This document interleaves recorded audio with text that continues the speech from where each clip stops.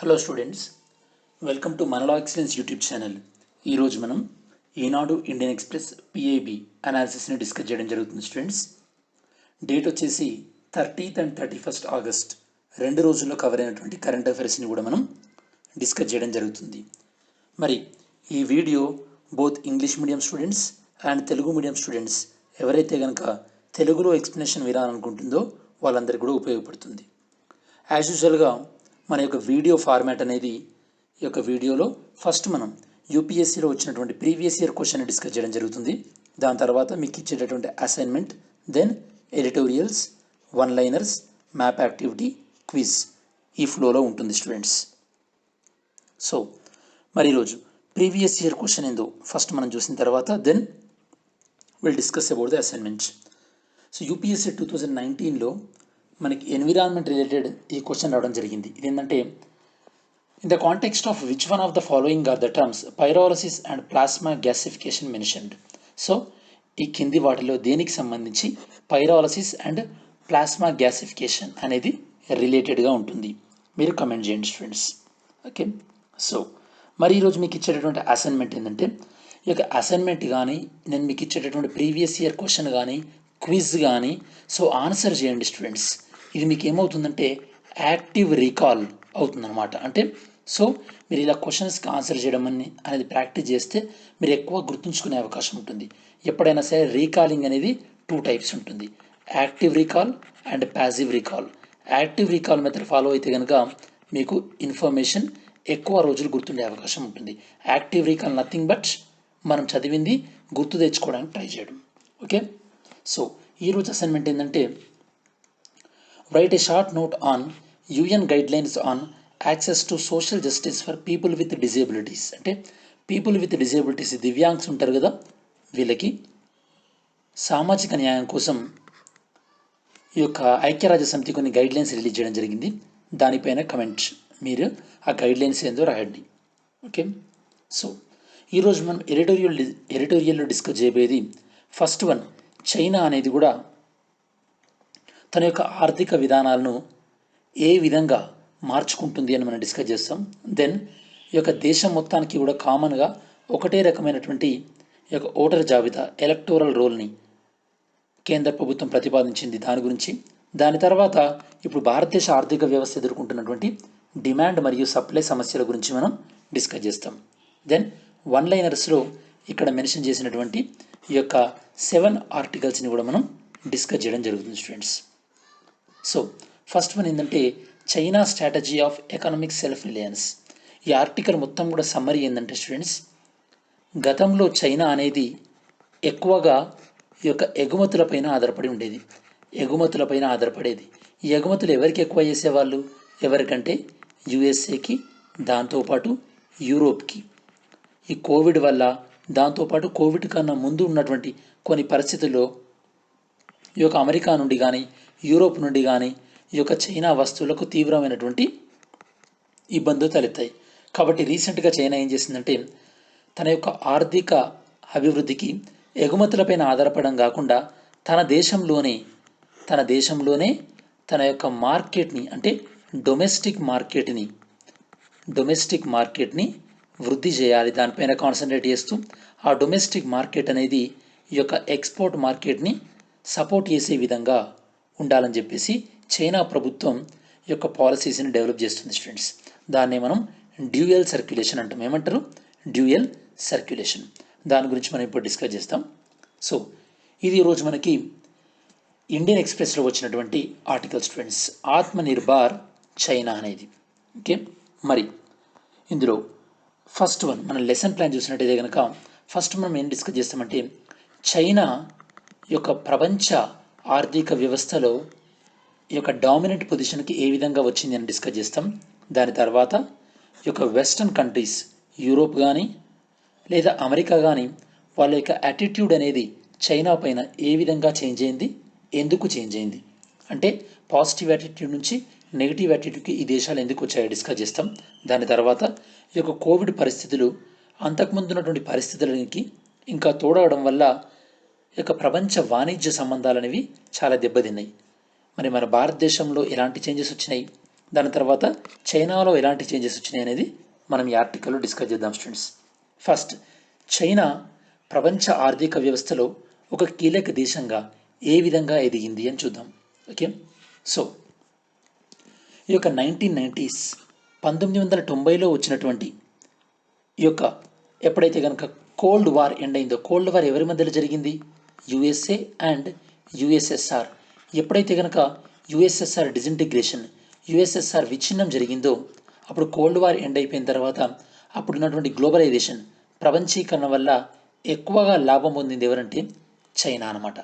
ఈ సమయంలో చైనా ఏం చేసిందంటే గ్లోబలైజేషన్ అంటే ఏంది? మీనింగ్ నథింగ్ బట్ ఒక దేశం నుండి ఇంకో దేశానికి పెట్టుబడులు, దాంతోపాటు ఈ యొక్క సాంకేతికత, టెక్నాలజీ కూడా మూవ్ అవ్వడాన్ని మనం గ్లోబలైజేషన్ అంటాం. ఈ విధంగా క్యాపిటల్ కానీ టెక్నాలజీ కానీ మూవ్ అవ్వడం వల్ల చైనా అనేది లో కాస్ట్ మ్యానుఫ్యాక్చరింగ్ హబ్గా అవతరించింది. అంటే తక్కువ ధరలోనే వస్తువులను ఉత్పత్తి చేసే దేశంగా ఆవిర్భవించింది.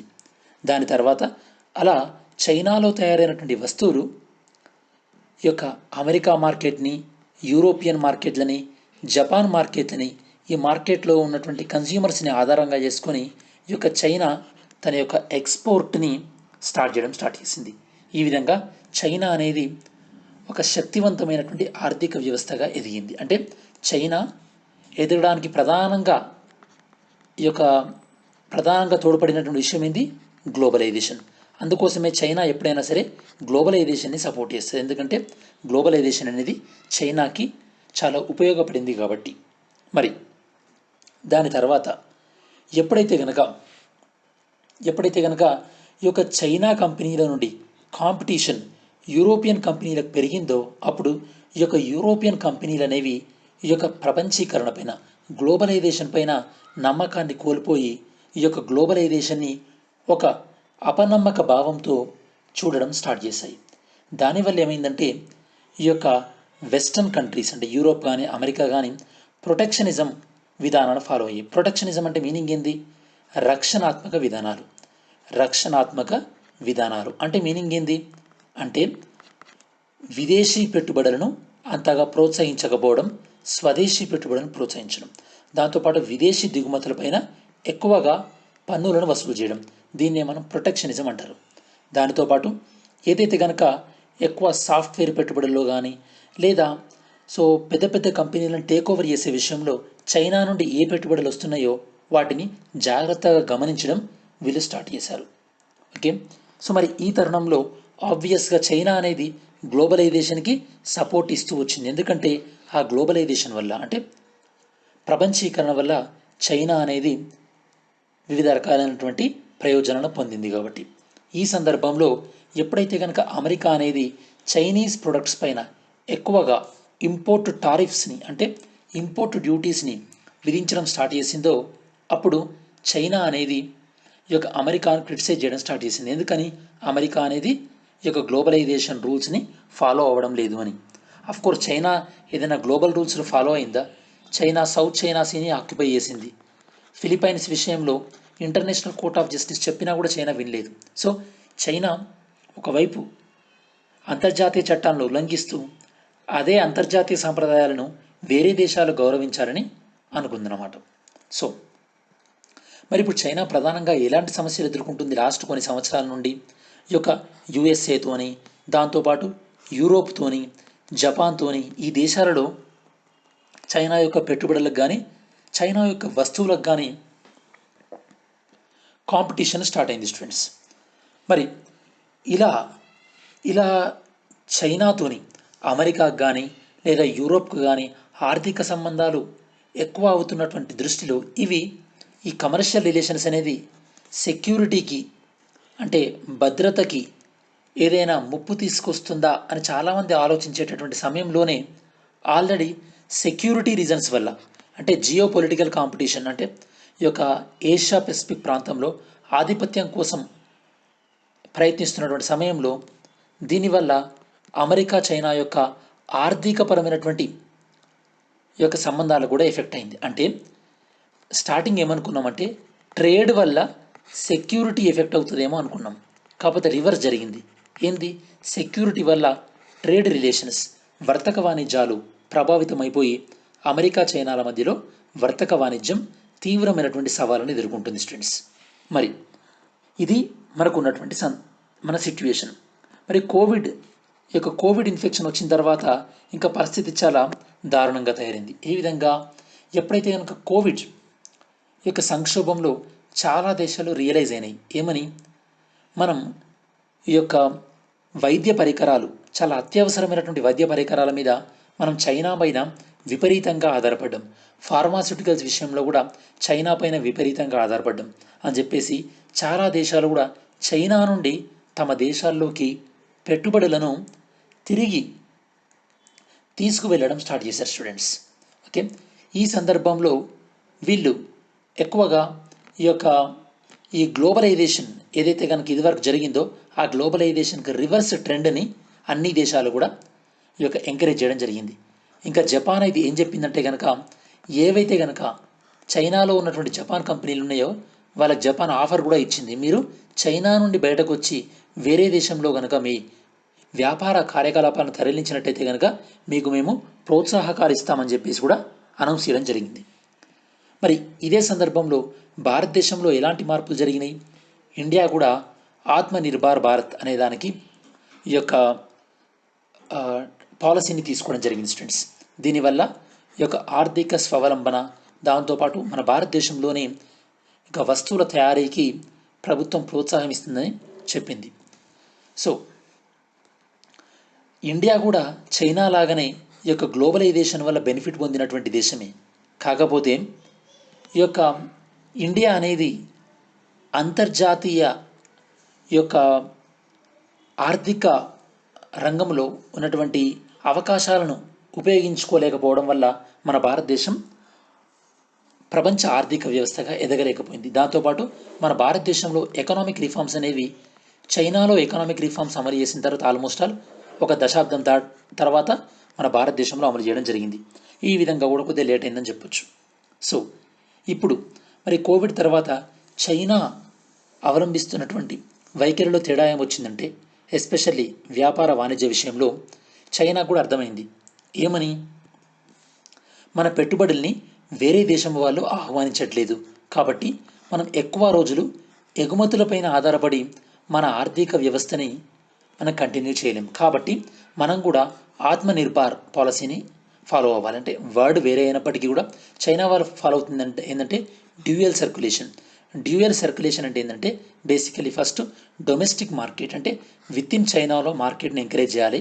ఎందుకంటే ఏ మార్కెట్లోకి అయితే కనుక డిమాండ్ పెరుగుతుందో ఆబ్వియస్గా ఈ డిమాండ్ పెరిగితే అక్కడ జీడిపి కూడా పెరుగుతుంది. సో ఇన్ని రోజులు వేరే దేశాల్లో ఉన్నటువంటి డిమాండ్ పైన ఆధారపడినటువంటి చైనీస్ కంపెనీలు ఇప్పుడు చైనాలోనే డిమాండ్ని పెంచాలి, అంటే ఈ యొక్క డొమెస్టిక్ మార్కెట్ని ఎంకరేజ్ చేయాలి. అలా ఆ డొమెస్టిక్ మార్కెట్ స్ట్రాంగ్ అయిన తర్వాత అది ఫారిన్ మార్కెట్ కూడా హెల్ప్ చేసి రెండు కూడా పరస్పరం సహకరించుకుంటూ ఉంటాయి. కాకపోతే ప్రధానంగా ఇప్పుడు చైనా వాళ్ళు దేనిపైన ఫోకస్ చేద్దాం అనుకుంటున్నారు? ఈ యొక్క డొమెస్టిక్ మార్కెట్ పైన ఫోకస్ చేద్దాం అనుకుంటున్నారు స్టూడెంట్స్. ఓకే, సో ఇది వీళ్ళు ఫస్ట్ ఇప్పుడు కొత్తగా ఫాలో అవుతున్నటువంటిది. అంటే ఈ పాయింట్ మీకు పెద్ద ఇంపార్టెంట్ ఏం కాదు, సో నేను మీకు ఆల్రెడీ ఎక్స్ప్లెయిన్ చేశాను. సో మరి నెక్స్ట్ ఈ చైనా వాళ్ళు ఏం చేస్తున్నారంటే, వీళ్ళు డొమెస్టిక్ మార్కెట్ అంటే చైనా యొక్క విత్ ఇన్ ద కంట్రీ ఎకానమీకి ప్రయారిటీ ఎంత ఇస్తున్నారనేది మీకు అర్థం కావాలంటే, ఈ యొక్క డొమెస్టిక్ కన్జంప్షన్ అంటే విత్ ఇన్ చైనాలో కన్జంప్షన్ ఇదివరకు జీడిపిలో 35% ఉంటే ఇప్పుడు కన్జంప్షన్ ఎంత పెరిగింది స్టూడెంట్స్? 56% పెరిగింది. అదే ఎక్స్పోర్ట్స్ చైనా జీడిపిలో 36% ఉంటే ఇప్పుడు ఎక్స్పోర్ట్స్ని తగ్గించుకున్నారు, ఎక్స్పోర్ట్ పైన ఆధారపడడం. ఇప్పుడు ఇది కేవలం 18% మాత్రమే ఉంది. సో కాబట్టి ప్రపంచవ్యాప్తంగా చైనా వస్తువులకి వ్యతిరేకత వెల్లడవుతున్నటువంటి ఈ సమయంలో ఈ యొక్క చైనా ఏం చేస్తుందంటే, అమెరికాలో ఎవరు ప్రభుత్వం వచ్చినా కూడా మనకు వ్యతిరేకంగా ఉండే అవకాశం ఉంటుంది. కాబట్టి మన ఆర్థిక వ్యవస్థపైన మనం ఆధారపడాలని నేను మీకు ఇందాక చెప్పినట్టు చైనా అనేది తన యొక్క డొమెస్టిక్ ఎకానమీని ఎంకరేజ్ చేసేటటువంటి ప్రయత్నంలో ఉంది స్టూడెంట్స్. ఓకే, ఇక్కడ ఇంకొక విషయం గుర్తుపెట్టుకోవాలి స్టూడెంట్స్.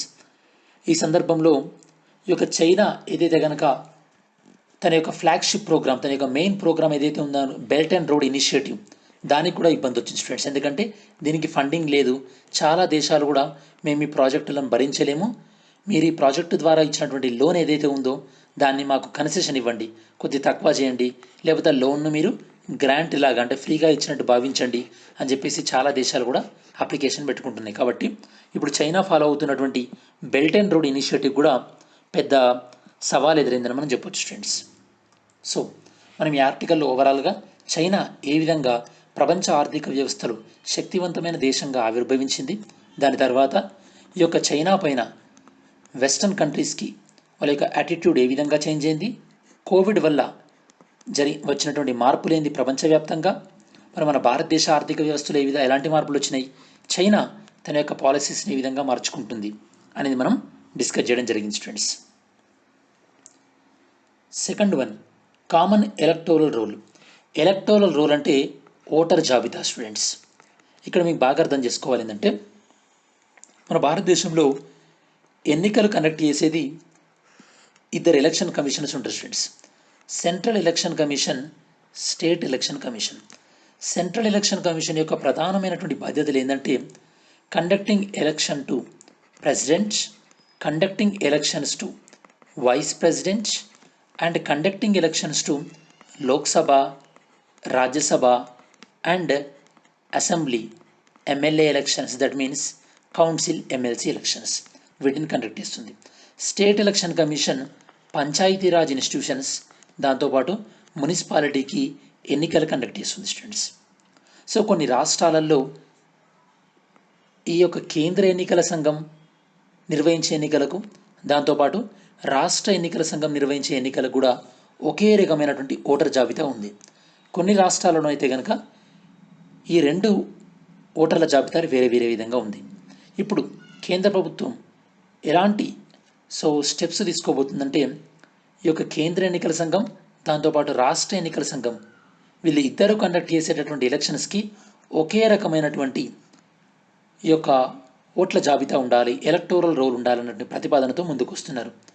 రానున్న రోజుల్లో ఇది యూనిఫామ్ ఎలక్షన్, జమిలీ ఎన్నికలకి ఒక స్టెప్ అని చెప్పేసి కొంతమంది అనుకుంటున్నారు స్టూడెంట్స్. మరి ఆర్టికల్ మనకి ఈరోజు ఈనాడు ఆర్టికల్లో కవర్ అయింది, దాంతోపాటు మనకి ఇది ఇండియన్ ఎక్స్ప్రెస్లో కూడా కవర్ అయింది స్టూడెంట్స్. మరి ఇందులో డీటెయిల్స్ ఏందో చెక్ చేద్దాం ఒకసారి. ప్రైమ్ మినిస్టర్ ఆఫీస్ రీసెంట్గా ఎన్నికల కమిషన్ యొక్క ప్రతినిధులతో, దాంతోపాటు ఈ యొక్క న్యాయ మంత్రిత్వ శాఖ యొక్క ప్రతినిధులతో ఈ యొక్క ఉమ్మడి ఓటర్ల జాబితా గురించి డిస్కస్ చేయడం జరిగింది. మరి ఉమ్మడి ఓటర్ జాబితా దేనికి ఉమ్మడిగా ఉండబోతుంది? లోక్సభకి, అసెంబ్లీకి, పంచాయతీరాజ్కి, మున్సిపాలిటీకి, వీటిని అన్నిటికీ కలిపి కూడా ఒకే ఓటర్ జాబితా ఉండబోతుంది స్టూడెంట్స్. సో మరి ఇప్పటివరకు మన భారతదేశంలో ఎన్ని రకాల ఓటర్ల జాబితాలు ఉన్నాయి?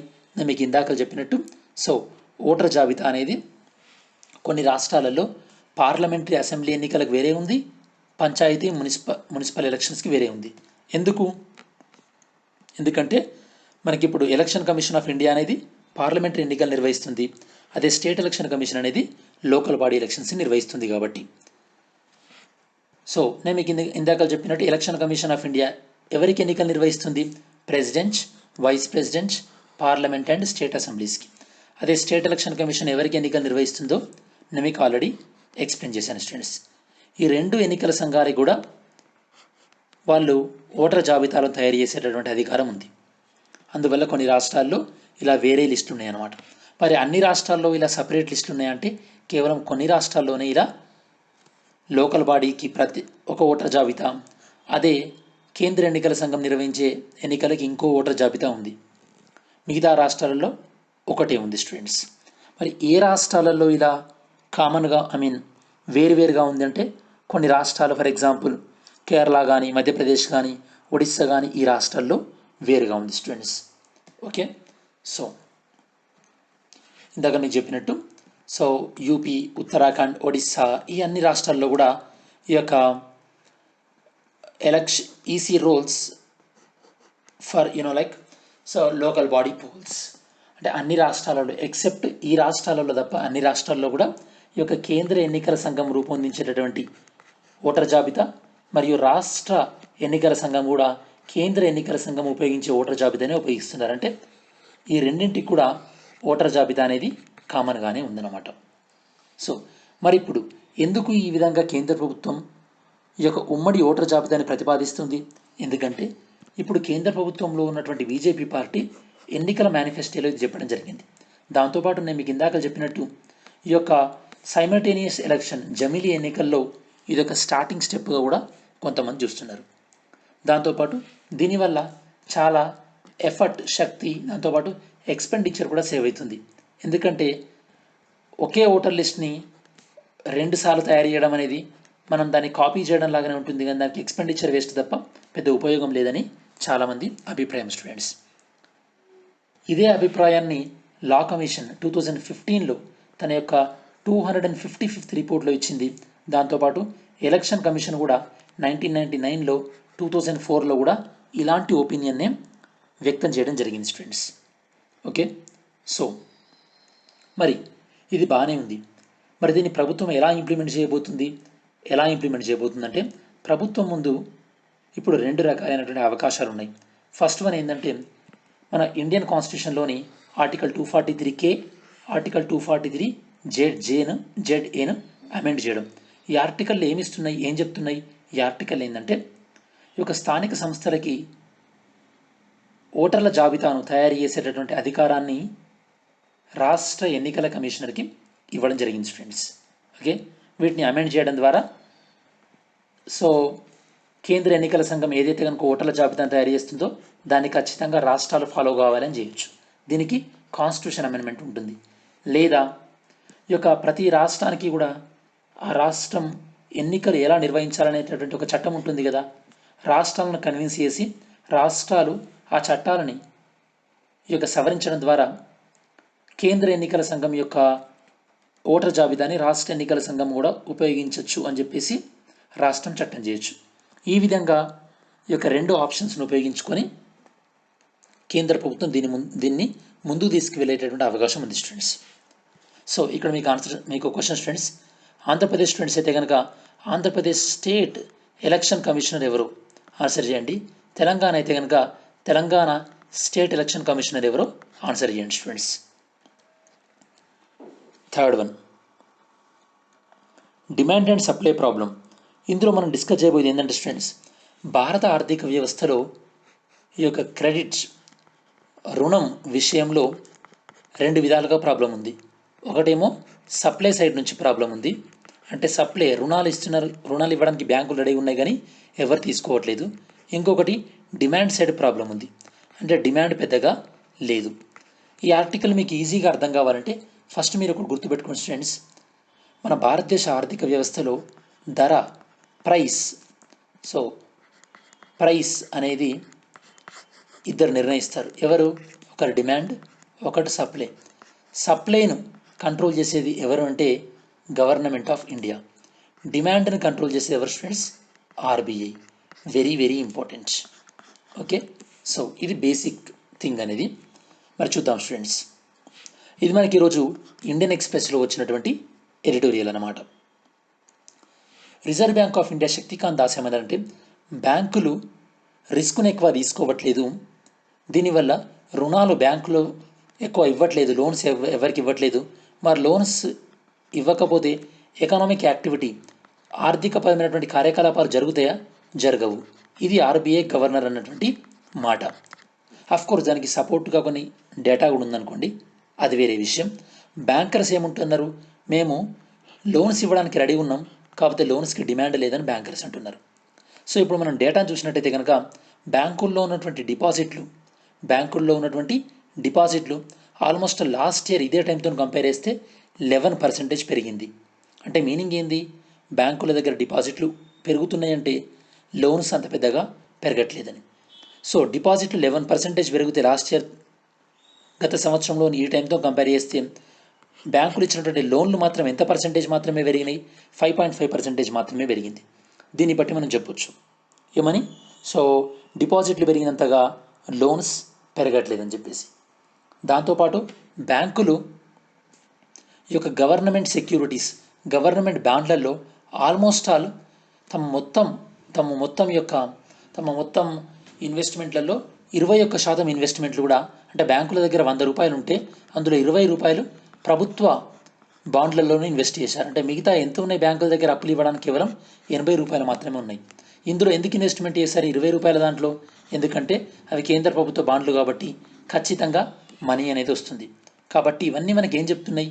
బ్యాంకులు రిస్క్ తీసుకునే ఉద్దేశంలో లేవు, వాడు సేఫ్ సైడ్గా ప్రభుత్వానికి సంబంధించినటువంటి బాండ్లలోనే ఇన్వెస్ట్ చేసి పెట్టినాయని. ఇంకో విధంగా చూసినట్టయితే కనుక బ్యాంకులు చాలా తక్కువ రేట్ ఆఫ్ ఇంట్రెస్ట్ వస్తుంది బ్యాంకుకి. Reverse repo rate. Reverse repo rate అంటే మీనింగ్ ఏంది? బ్యాంకు ఇచ్చేటటువంటి మనీ ఏదైతే డిపాజిట్ చేస్తుందో ఆర్బీఐ దగ్గర, ఆ మనీ పైన ఆర్బీఐ ఇంట్రెస్ట్ ఇస్తుంది బ్యాంక్కి, అదే రివర్స్ రెపో రేట్. బ్యాంకులు రివర్స్ రెపో రేట్కి ఆల్మోస్ట్ ఆల్ 6.5 లక్షల కోట్లు ఆర్బీఐ దగ్గర పెట్టారు. అంటే అంత మొత్తంలో బ్యాంకుల దగ్గర లోన్లు ఇవ్వడానికి రెడీ ఉన్నారు. కాకపోతే ఎవరు లోన్స్ తీసుకోకపోవడం వల్ల చేసేదేం లేక తక్కువ ఇంట్రెస్ట్ వచ్చినా సరే వాళ్ళ యొక్క ఫండ్స్ని ఆర్బీఐ దగ్గర ఉంచడం జరిగింది స్టూడెంట్స్. సో దీన్ని బట్టి మనకి ఏమర్థమైందంటే, ఒక విధంగా బ్యాంకుల దగ్గర ఈ యొక్క క్రెడిట్ సప్లై అనేది ఉంది, కాకపోతే క్రెడిట్ డిమాండ్ అనేది బారోవర్స్ నుంచి లేదు. మరి బ్యాంకులు ఎందుకు రుణాలు ఇవ్వట్లేదు? ఇంతకుముందు మీకు చెప్పాను కదా, బ్యాంకులలో డిపాజిట్లు పెరుగుతున్నాయి, క్రెడిట్ తగ్గిందని. ఎందుకు రుణాలు ఇవ్వట్లేదు? ఎందుకంటే సో ఈ యొక్క కొత్తగా ఇచ్చేటటువంటి రుణాలు తిరిగి మళ్ళీ రికవర్ అవుతాయా లేదా అనేటటువంటి ఉద్దేశం. ఎందుకంటే మారటోరియం ఇప్పుడు ఆగస్టు 31కి మారటోరియం అయిపోతుంది. ఈ మారటోరియం అయిపోయిన తర్వాత ఇదివరకు బ్యాంకులు ఇచ్చినటువంటి ఎన్ని లోన్స్ అనేవి నాన్ పర్ఫార్మింగ్ అసెట్స్, అంటే నిరర్ధక ఆస్తులుగా మారుతాయో ఈ యొక్క బ్యాంకులకు కూడా ఒక అంచనా లేదు. కాబట్టి బ్యాంకులు ఇప్పుడు కొత్తగా లోన్స్ ఇవ్వడానికి రిస్క్ తీసుకోవట్లేదు స్టూడెంట్స్. ఓకే, దాంతోపాటు ఆర్బీఐ కూడా బ్యాంకులకు ఉపయోగపడేటటువంటి ఒక చర్యను ప్రకటించింది. అదేంటంటే నేను మీకు ఇదివరకు ఎక్స్ప్లెయిన్ చేశాను. మార్చ్ 1 కన్నా ఏదైనా అకౌంట్, మార్చ్ 1 కన్నా ముందు ఒక అకౌంట్ ఎన్పిఏ కాకుండా స్టాండర్డ్ అకౌంట్ ఉన్నట్టయితే కనుక, అకౌంట్ అంటే ఇదివరకు మంచిగా రీపేమెంట్ చేసినటువంటి అకౌంట్ అయితే కనుక ఆ అకౌంట్కి రీస్ట్రక్చరింగ్ చేసేటటువంటి అవకాశం ఇవ్వాలని చెప్పేసి. రీస్ట్రక్చరింగ్ అంటే ఏందో కూడా మీకు చెప్పాను. రుణ పునర్వ్యవస్థీకరణ అంటే ఆ లోన్కి ఉన్న ఈఎంఐలను పెంచుకోవడము, డ్యూరేషన్ని లేదా రేట్ ఆఫ్ ఇంట్రెస్ట్ తగ్గించుకోవడము, ఇలాంటి ఫెసిలిటీస్ కూడా ఆర్బీఐ అనేది బ్యాంకులకు ఇచ్చింది. మరి ఈ విషయంలో బ్యాంకులకు ఎక్కువ ఫ్రీడమ్ ఇస్తే బ్యాంకులు దీన్ని ఉపయోగించుకొని ఇంకెక్కువ లోన్స్ ఇచ్చే అవకాశం ఉంటుంది. మరి ఇప్పుడు ప్రభుత్వం ఏం చేయాలి? ఎందుకంటే మీకు ఇందాక చెప్పినట్టు ఈ యొక్క క్రెడిట్ సప్లై అంటే రుణం మార్కెట్లో ఎంత ఉండాలనేది బ్యాంకులు చూసుకోగలుగుతాయి స్టూడెంట్స్. అంతే తప్పించి ఈ యొక్క రుణాల గురించి డిమాండ్ బ్యాంకులు చేయలేదు, అది ప్రభుత్వం చూసుకోవాలి. కాబట్టి ప్రభుత్వం అనేది ఇప్పటికైనా సరే స్పెండింగ్ అంటే ఎక్కువ ఖర్చు పెట్టాలి. ఏ విధంగా? ఈ యొక్క మన్రేగా స్కీమ్స్ ద్వారా కానీ ఇట్లాంటి ద్వారా ఎక్కువ ఖర్చు పెడితే ఏమవుతుందంటే క్యాష్ ఫ్లో అనేది ఇంప్రూవ్ అవుతుంది. ప్రభుత్వం ఖర్చు పెడితే అప్పుడు ప్రజల దగ్గరికి మనీ వస్తుంది. ప్రజల దగ్గరికి మనీ వస్తే ఏమవుతుంది? ప్రజలు ఖర్చు పెడతారు. ఖర్చు పెడితే అప్పుడు ఏమవుతుంది? ప్రజలకు ఏం కావాలి? గూడ్స్ అండ్ సర్వీసెస్ కావాలి. అంటే కంపెనీలు, ఈ యొక్క ఎంఎస్ఎంఈలు ఇవన్నీ కూడా పనిచేస్తాయి. అప్పుడు ఏమవుతుంది? వాటికి ప్రాఫిట్స్ వస్తాయి. ఈ వచ్చినటువంటి ప్రాఫిట్స్ వల్ల బ్యాంకుల్లో ఉన్నటువంటి ఎన్పిఏలు కూడా తగ్గుతాయి. సో ఈ విధంగా ప్రభుత్వం కూడా చొరవ తీసుకోవాల్సినటువంటి అవసరం ఎంతైనా ఉందని చెప్పేసి ఈ ఆర్టికల్లో చెప్పడం జరిగింది స్టూడెంట్స్. సో ఈ విధంగా మనం ఈ యొక్క 3 ఎడిటోరియల్ న్యూస్ని డీటెయిల్గా డిస్కస్ చేయడం జరిగింది స్టూడెంట్స్. ఇంకా మీకు ఏం డౌట్ ఉన్నా కూడా కామెంట్ చేయండి. మరి వన్ లైనర్స్లో మనం డిస్కస్ చేయబోయేది ఫస్ట్ వన్, ఈ యొక్క కొయ్య బొమ్మల గురించి డిస్కస్ చేస్తున్నాం స్టూడెంట్స్. బొమ్మల తయారీ. నిన్న ప్రధానమంత్రి గారు ఈ యొక్క మన్ కీ బాత్ ప్రోగ్రాంలో ఈ యొక్క బొమ్మల గురించి మెన్షన్ చేయడం జరిగింది. ఈ యొక్క బొమ్మల తయారీలో అంతర్జాతీయ హబ్గా భారత్ అవతరించాలని, అంతర్జాతీయ రంగంలో ఈ యొక్క బొమ్మల యొక్క మార్కెట్ ఎంత ఉందంటే సుమారు 7 లక్షల కోట్లు ఉంది. అందులో మన భారతదేశ మార్కెట్ చాలా తక్కువ మొత్తంలో ఉందన్నమాట, చాలా తక్కువ ఉంది మన షేర్. కాబట్టి మన యొక్క పాత్రను పెంచుకోవాల్సినటువంటి అవసరం ఎంతైనా ఉందని భారతదేశ ప్రధాని ప్రస్తావించడం జరిగింది మన్ కీ బాత్లో. మన భారతదేశంలోని బొమ్మల తయారీ క్లస్టర్స్ ఎక్కడంటే ఆంధ్రప్రదేశ్లోని కొండపల్లి, కర్ణాటకలోని చెన్నపట్నం, తమిళనాడులోని తంజావూరు, అస్సాంలోని దుబారి, ఉత్తరప్రదేశ్లోని వారణాసి, అలానే తెలంగాణలో కూడా ఏ ప్రాంతం ఇలా బొమ్మల తయారీకి ఫేమసో మీరు ఆన్సర్ చేయండి స్టూడెంట్స్, తెలంగాణ స్టూడెంట్స్. సో ఇలాంటి వాటి మీద ఎక్కువ ఇంట్రెస్ట్ చూపెట్టి సో బొమ్మల తయారీని ప్రోత్సహించాలని, దాంతోపాటు ఈసారి ఈ యొక్క యూనియన్ ఎడ్యుకేషన్ మినిస్టర్ కేంద్ర విద్యాశాఖ నిర్వహించేటటువంటి కళా ఉత్సవ్ అనేటువంటి ప్రోగ్రాం నిర్వహిస్తారు. కళల గురించినటువంటి ఈ యొక్క వివిధ రకాలైనటువంటి సాంప్రదాయ కళల గురించి నాలెడ్జ్ గురించి ఈ కళా ఉత్సవ్ ఈసారి థీమ్ ఏంటంటే ఈ యొక్క బొమ్మల తయారీని ప్రోత్సహించడమే ఈసారి థీమ్ అన్నమాట. ఇది స్టూడెంట్స్ బొమ్మల గురించి. సెకండ్ వన్, ఇది మనకు మిలిటరీ ఎక్సర్సైజ్, ఈ యొక్క సైనిక విన్యాసాల గురించి. దీని పేరు కావ్కాస్ 2020. ఇందులో బేసికల్లీ ఇండియా పాల్గొనాల్సి ఉండే, కాకపోతే ఫైనల్ మూమెంట్లో ఇండియా అనేది విత్డ్రా అవ్వడం జరిగింది. ఎందుకు ఇందులో ఎవరెవరు పాల్గొంటున్నారు? ఇందులో చైనా, పాకిస్తాన్ కూడా ఈ యొక్క మిలిటరీ ఎక్సర్సైజ్లో పాల్గొంటుంది స్టూడెంట్స్. ఇండియాకి చైనాకి మధ్యలో రీసెంట్గా ఈ యొక్క గాల్వాన్ వ్యాలీ కొద్దిగా ఘర్షణపూరితమైనటువంటి వాతావరణం ఉండడం వల్ల భారతదేశం ఈ యొక్క మిలిటరీ ఎక్సర్సైజ్ నుండి వైదొలిగింది. Third one, ease of doing business reports. ఇది జనరల్గా ఎవరు పబ్లిష్ చేస్తారు స్టూడెంట్స్? వరల్డ్ బ్యాంక్ వాళ్ళు పబ్లిష్ చేస్తారు. కాకపోతే ఈ పబ్లిష్ చేసినటువంటి రిపోర్ట్ ఏదైతే కనుక లైక్ 2018-19 రిపోర్ట్లో, 2018-20 రిపోర్ట్లో కొన్ని అవకతవకలు జరిగినాయని చెప్పేసి వరల్డ్ బ్యాంక్ భావించి ఈ యొక్క రిపోర్ట్ని పబ్లిష్ చేయడం అనేది కొద్దిగా వీళ్ళు స్టాప్ చేయడం జరిగింది. అంటే ఎక్కడెక్కడ ఫాల్ట్ జరిగింది దాన్ని పరిష్కరించుకుంటామని చెప్పేసి. మరి ఏ దేశాల విషయంలో ఇలాంటి తప్పులు జరిగినాయి అంటున్నారు? Azerbaijan, China, Saudi Arabia, UAE లాంటి దేశాల్లో విషయంలో ర్యాంకింగ్ విషయంలో కొన్ని తప్పులు జరిగినాయని చెప్పేసి వరల్డ్ బ్యాంక్ చెప్తుంది స్టూడెంట్స్. మరి మన భారతదేశం యొక్క is of doing business rank ఎంతనో మీరు ఆన్సర్ చేయండి students. What is the rank of India in is of doing business reports? మరి వరల్డ్ బ్యాంక్కి సంబంధించినటువంటి బేసిక్ ఇన్ఫర్మేషన్ నేను మీకు ఈ స్లైడ్లో ఇవ్వడం జరిగింది. ఈ బేసిక్ ఇన్ఫర్మేషన్ మీరు ఒకసారి చదువుకోండి స్టూడెంట్స్ రెగ్యులర్గా. Next, international day against nuclear test. అంటే ఈ యొక్క అణుపరీక్షలకి వ్యతిరేకంగా ఈ యొక్క దినోత్సవాన్ని మనం 29th ఆగస్టును మనం సెలబ్రేట్ చేసుకుంటున్నాం స్టూడెంట్స్.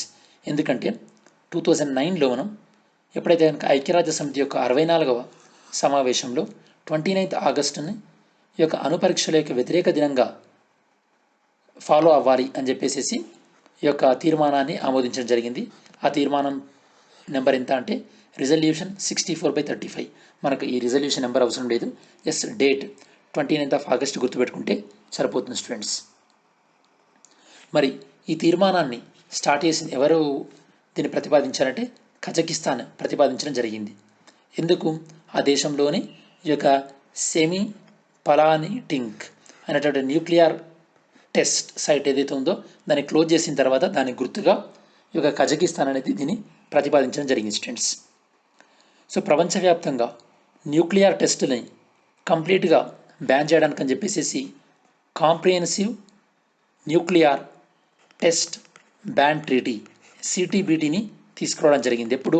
1996. సో ఈ సిటీబీటీలో ఇప్పటివరకు 168 దేశాలు దీని మీద సిగ్నేచర్ చేసి దీన్ని అమలు చేస్తామని చెప్పాయి.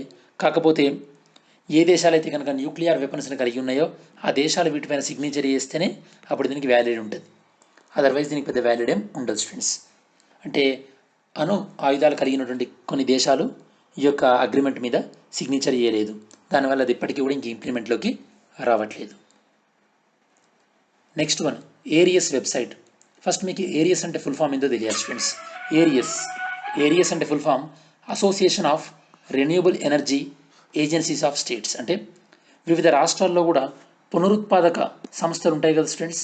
ఏ రాష్ట్రానికి సంబంధించింది ఆ రాష్ట్రంలో పునరుత్పాదక సంస్థ ఉంటుంది. అంటే లైక్ విండ్ ఎనర్జీని కానీ సోలార్ ఎనర్జీని కానీ వీటిని ఎంకరేజ్ చేసేటటువంటి సంస్థలు ఏమంటారంటే ఈ యొక్క రెన్యూబుల్ ఎనర్జీ ఏజెన్సీస్ అంటారు అనమాట. ఇలా ప్రతి స్టేట్కి తెలంగాణకి ఒక ఏజెన్సీ ఉంటుంది, ఆంధ్రప్రదేశ్కి ఒక ఏజెన్సీ ఉంటుంది. ఈ ఏజెన్సీలన్నీ కూడా వాళ్ళు పరస్పరం సహకరించుకోవడానికి అని చెప్పేసి ఈ యొక్క ఏరియస్ వెబ్సైట్ని లాంచ్ చేయడం జరిగింది స్టూడెంట్స్. మరి ఈ యొక్క ఏరియస్ వెబ్సైట్కి ఎవరు సహకారాలు అందిస్తారు? Union minister for new and renewable energy, వీళ్ళు సహాయ సహకారాలు అనేది అందిస్తుంటారు స్టూడెంట్స్. మరి ఏదైతే ఈ వెబ్సైట్ ఉందో ఈ వెబ్సైట్ని సొసైటీ రిజిస్ట్రేషన్ యాక్ట్ 1860 ఈ యొక్క సొసైటీ రిజిస్ట్రేషన్ యాక్ట్ 1860 ప్రకారం దీన్ని రిజిస్టర్ చేయడం జరిగింది స్టూడెంట్స్, ఏరియస్ వెబ్సైట్ని. నెక్స్ట్, పోషణ్ మాహ్. ఈ యొక్క పోషణ్ మాహ్ అనేది బేసికలీ మనకి nutrition week students, nutrition week అనేది. ఓకే, సో ఏంటంట ఇది మనం ఈ యొక్క ఎవ్రీ ఇయర్ కూడా సెప్టెంబర్ని న్యూట్రిషన్ వీక్గా ఫాలో అవుదామని చెప్పేసి ఐసీఎంఆర్ వాళ్ళు ఒక ప్రపోజల్ని ఇవ్వడం జరిగింది స్టూడెంట్స్. అంటే మరి న్యూట్రిషన్ వీక్ అంటే మీనింగ్ ఏంది అంటే ఈ యొక్క బ్రెస్ట్ ఫీడింగ్ ఉమెన్ ఎవరైతే ఉంటారో, లైక్ ప్రెగ్నెన్సీ ఉమెన్ ఎవరైతే ఉంటారో, లైక్ యంగ్ గర్ల్స్ ఎవరైతే ఉంటారో వాళ్ళకి సంబంధించినటువంటి హెల్దీ ఫుడ్ని ప్రమోట్ చేసే విషయంలో ఈ యొక్క పోషణ్ మహా అనేటటువంటి ప్రోగ్రామ్ యూజ్ అవుతుంది స్టూడెంట్స్. అలానే ఈ యొక్క న్యూట్రిషన్ పార్క్ను కూడా గుజరాత్లో ఏదైతే కనుక సర్దార్ వల్లభాయ్ పటేల్ స్టాచ్యూ ఉంది కదా, అక్కడ ఏర్పాటు చేస్తామని చెప్పేసి గుజరాత్ ప్రభుత్వం భావిస్తుంది స్టూడెంట్స్. మరి ఈ యొక్క పోషణ్ మహా అనేది దేనికి రిలేటెడ్? పోషణ్ అభియాన్కి రిలేటెడ్ స్టూడెంట్స్. పోషణ్ అభియాన్ అనేది నేషనల్ న్యూట్రిషన్ మిషన్ అనమాట. National nutrition mission. Okay, so దీన్ని ప్రధానమంత్రి ఈ యొక్క international women's day 8th March రోజు లాంచ్ చేయడం జరిగింది. దీన్ని ఇంప్లిమెంట్ చేసేది ఎవరు students? Ministry of women and child development వాళ్ళు ఇంప్లిమెంట్ చేస్తున్నారు. దీనికి సంబంధించినటువంటి టార్గెట్స్ మీరు ఇక్కడ చూడొచ్చు అనమాట. టార్గెట్స్ ఏంది? ఈ యొక్క stunting, under weight, low birth weights, వీటిని అన్నింటినీ కూడా ప్రతి ఇయర్కి 2% తగ్గించాలి. అలానే చిల్డ్రన్లో ఎనిమియా కానీ, అడోలసెంట్స్ గర్ల్స్లో కానీ ఉమెన్లో కానీ ఎనిమియాని 3% తగ్గించాలి.